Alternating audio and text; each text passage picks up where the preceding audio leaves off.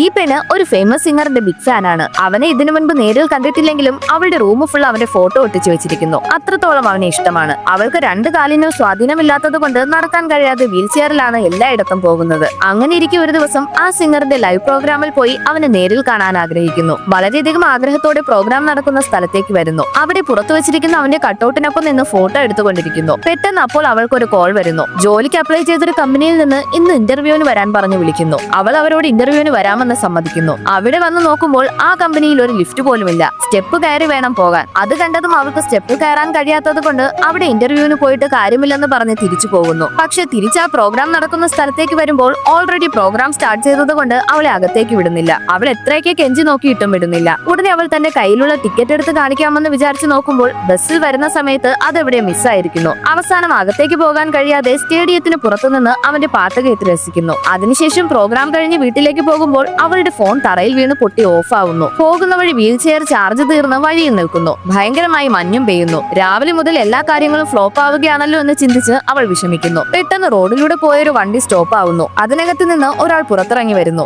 നോക്കുമ്പോൾ അത് ഇവൾക്ക് ഇഷ്ടമുള്ള ആ സിംഗറാണ്. അവൾ മഞ്ഞിൽ നിൽക്കുന്നത് കണ്ട് ഹെൽപ്പ് ചെയ്യുന്നതിനായി വരുന്നു. അവനെ കണ്ടതും ഇവൾ എന്ത് ചെയ്യണമെന്ന് പോലും അറിയാതെ ഷോക്കായിരിക്കുന്നു. പക്ഷെ ഇവളുടെ സമയദോഷം അതുവഴി പോയ ഇവളുടെ ഫ്രണ്ട് അവളെ കൂട്ടിക്കൊണ്ടു പോകാൻ വരുന്നു. അവസാനം അവൾക്ക് കിട്ടിയൊരു നല്ല ചാൻസും ഇല്ലാതാവുന്നു.